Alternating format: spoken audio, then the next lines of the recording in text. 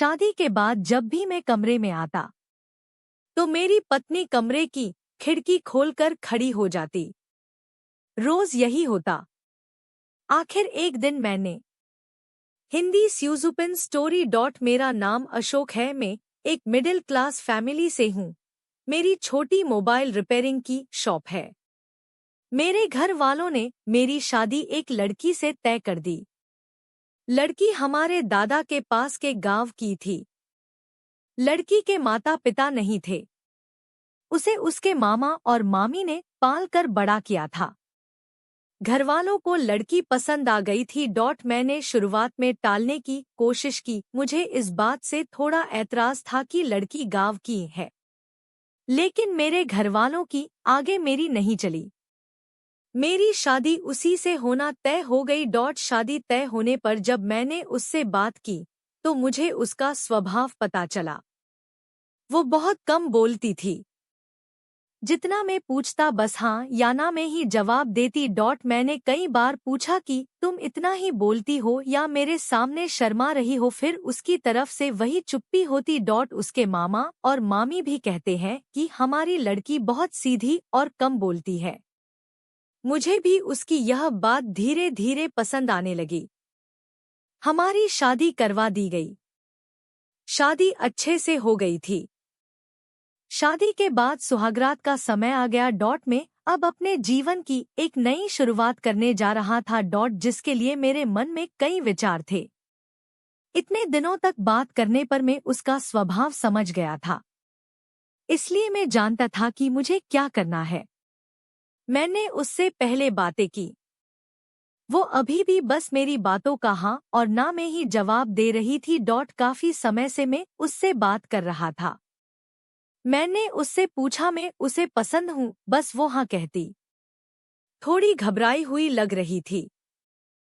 थोड़ी देर बाद उसे पसीना आने लगा। मैंने कहा क्या हुआ, तुम ठीक तो हो? वो बोली कुछ नहीं, थोड़ी घबराहट हो रही है। मैंने उसे कहा कि तुम आराम करो, बहुत थक गई होंगी। शादी की दौड़ भाग में ठीक से नींद पूरी नहीं हो पाती है, इस कारण थकावट से ऐसा हो रहा होगा। मैंने सोचा।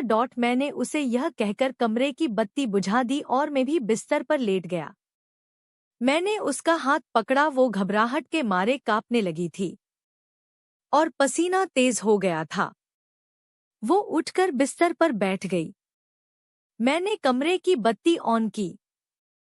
उसकी हालत खराब थी। मैंने पूछा क्या हुआ, कुछ दवाई लेकर आना है? उसके इस तरह से बर्ताव करने पर मैं भी थोड़ा डर गया था। कमरे में एक खिड़की थी जिसको खोलने पर बाहर की रोड की लाइट हमारे कमरे में आती थी। वो खिड़की के पास हवा लेने को खड़ी हो गई। वो वहीं डरी रही। मुझे कहा कि आप सो जाओ, मैं ठीक हूँ। मैं थोड़ी देर बाद सो गया। सुबह जब मैं उठा तो वो कमरे में नहीं थी। वो घर का काम कर रही थी। उसकी तबीयत अब अच्छी ही लग रही थी, इसलिए मैंने फिर रात का जिक्र नहीं किया। अगली रात फिर मैं कमरे में गया तो उसने पहले ही खिड़की को खोल रखा था। मैंने उससे पूछा अब ठीक हो? उसने सिर्फ सर हिलाकर जवाब दिया। कमरे में आते ही उसका चेहरा बदलने लगता था। एक अजीब सी घबराहट उसके चेहरे पर आ जाती थी। उससे कुछ पूछता वो कहीं और ही देखती, कुछ ही सोचती रहती। उस रात भी मैंने कहा कि तुम्हारी तबीयत ठीक नहीं लग रही है, तुम आराम करो। मैंने फिर कमरे की बत्ती बुझाई और बेड की और आया तो उसने खिड़की खोल ली और उसके पास खड़ी हो गई। मैंने अब उसे कुछ नहीं कहा, मैं अपने बेड पर सो गया। मुझे अब लगने लगा कि सब कुछ ठीक नहीं है, कुछ बात है जो यह छिपा रही है। रात में घबराने वाली लड़की सुबह ठीक लगती थी। सुबह उसके चेहरे पर कोई घबराहट नहीं होती। शाम को 8 बजे में खाना खा रहा था, अंधेरा हो गया था। मम्मी ने उससे कहा कि छत पर से कपड़े लाना भूल गई, तू ले आ। वो कपड़े लाने सीढ़ियों से छत पर गई, लेकिन करीब आधा घंटा हो गया था और वो नीचे नहीं आई। मम्मी ने नीचे से आवाज भी लगाई, लेकिन वो नहीं आई। मेरे खाने के बाद मम्मी ने मुझे कहा कि जा तू देख करा। मैं सीढ़ियों पर गया तो वो सीढ़ियों पर ही बैठी थी और उसके चेहरे पर वही घबराहट। मैंने सीढ़ियों की लाइट ऑन की। लाइट ऑन होते ही जैसे वो नींद से जग गई हो, मैंने उसे पूछा कि तुम यहाँ क्यों बैठी हो। वो कुछ नहीं बोल पाई। उसके माथे पर रात जैसा ही पसीना था। वो वहां से चली। अब मैं समझ गया था कि बात क्या है, लेकिन उसकी वजह मुझे नहीं मालूम थी। उस रात में कमरे में गया और जाते ही मैंने सबसे पहले अपने कमरे की खिड़की को बंद किया। वो वही कमरे में थी, रोज की तरह घबराई सी, पर आज मैंने कुछ और ही सोच रखा था। थोड़ी देर बाद मैंने कमरे की बत्ती बंद की और मैं बत्ती बंद करके उसके पास गया। मैंने जैसे ही उसे हाथ लगाया वो थोड़ा कांप रही थी। रोज की तरह पसीना छूटने लगा। अब मैंने उसका हाथ और जोर से पकड़ा, लेकिन उसका कांपना और पसीना बहना चलता रहा। तब मैंने उसे कहा कि क्या हुआ, तुम ठीक हो? वो अचानक बोली, मेरी तबीयत बिगड़ रही है, पानी। मैंने बत्ती चालू करके उसे पानी दिया। रोज रात की यही कहानी थी। अब मैंने उससे पूछ ही लिया कि मैं जानता हूँ कि कुछ बात है जो तुम मुझसे छिपा रही हो, लेकिन क्या बात है मुझे बताओ। मुझे पता है, लेकिन मैं तुम्हारे मुंह से सुनना चाहता हूँ और उसकी वजह जानना चाहता हूँ। वो पहले ही कम बोलती थी, ऊपर से डरी हुई थी, तो वैसे ही उसकी आवाज नहीं निकलती थी। मैंने उससे प्यार से पूछा, क्या कुछ हुआ है? कुछ ऐसी बात है जो बता नहीं सकती? वो चुप रही। मैंने गुस्से में कहा कि ठीक है, कल तुम्हारे मामा से बात करता हूँ। मामा का नाम लेते ही वो घबरा गई और बोली, नहीं, मामा जी से मत पूछना।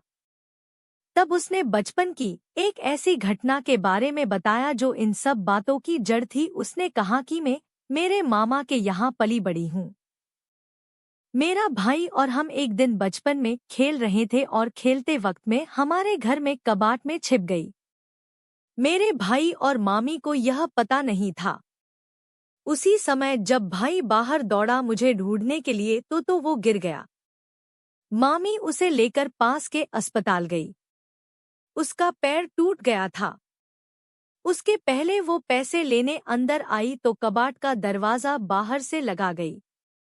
मैंने तब भी कुछ नहीं कहा। मैं छिपी रही। बाहर क्या हुआ था इसका मुझे पता नहीं था। थोड़ी देर बाद जब मुझे घबराहट हुई तो मैंने बाहर आना चाहा, लेकिन दरवाजा बाहर से बंद था।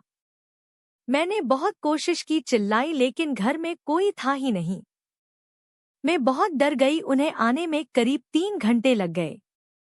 मैं उस कबाट में 3 घंटे बंद थी। उसके बाद उनके आने के बाद भी मैं उन्हें नहीं दिखी तो मामी मुझे ढूंढने लगी। अब मैं अंदर पसीने और घबराहट के मारे बेहाल थी। मामी को आवाज पर मैं फिर से जोर से दरवाजा बजाने लगी। तो मामी ने मुझे बाहर निकाला। मैं जब बाहर निकली तो कांप रही थी। मुझे लगने लगा था कि मैं उस कबाट से बाहर आऊंगी या नहीं। आज भी अंधेरा मुझे उस दिन की तरह डराता है। कबाट पुराना था, इसलिए कहीं कहीं से थोड़ा टूटा था, जिससे मुझे सांस लेने में कोई प्रॉब्लम नहीं हो रही थी। बाहर क्या हुआ था इसका मुझे पता नहीं था। मैं जब बाहर आई तो मुझे पता चला कि मैं इतने समय तक अंदर क्यों बंद थी। उस दिन से मुझे अंधेरे से डर लगता है। मुझे पसीना और घबराहट होने लगती है। मामी ने यह बात मामा को नहीं बताई थी, नहीं तो वो मुझे और भाई दोनों को पीटते। मुझे नहीं पता कि अब यह कब तक मुझे परेशान करेगा, लेकिन मामी को यह पता है, इसलिए वो मेरा ध्यान रखती थी। यह सब सुनने के बाद मैंने कहा कि यह बात तुम पहले भी बता सकती थी। मेरी पत्नी बहुत ही सीधी थी और घटना के बाद शायद वो और भी डर गई थी। उसे लग रहा था कि उसकी यह परेशानी मैं समझूंगा या नहीं। कहीं मैं इस बात का मुद्दा ना बना लूं कि शादी के पहले हमें नहीं बताया गया। इसलिए वो छिपा रही थी। मैंने उसे फिर बड़े प्यार से समझाया, कहा कि उस समय जो हुआ उससे तुम्हें बाहर निकलना होगा। तुम्हारे अंदर के डर से हम दोनों मिलकर लड़ेंगे। मुझे पता है यह सब बोलना आसान है, करना मुश्किल, लेकिन मुझे पता है तुम कर सकती हो। अब इस कमरे की बत्ती तब तक बंद नहीं होंगी जब तक तुम उसे बंद ना करो। चाहे इसके लिए पूरी उम्र ही क्यों ना लग जाए। मैंने पहली बार उसके चेहरे पर वो मुस्कान देखी थी। लग रहा था कि उसका कोई बोझ उतर गया। अंधरा अब मेरे होते उसे डरा नहीं सकता। मैं उसका हाथ पकड़े रहता हूँ। धीरे धीरे मैं उसके इस डर को निकालने की कोशिश कर रहा हूँ और बहुत हद तक मैं सफल भी हो रहा हूँ। ऐसी कोई भी बात नहीं है जो हल नहीं हो सकती। व्यक्ति को सिर्फ प्यार और विश्वास चाहिए। बड़ी से बड़ी बात को सुलझाया जा सकता है। आपको यह कहानी कैसी लगी हमें कमेंट कर जरूर बताएं। और इसी तरह की अच्छी कहानियां आप यहाँ पढ़ सकते हैं।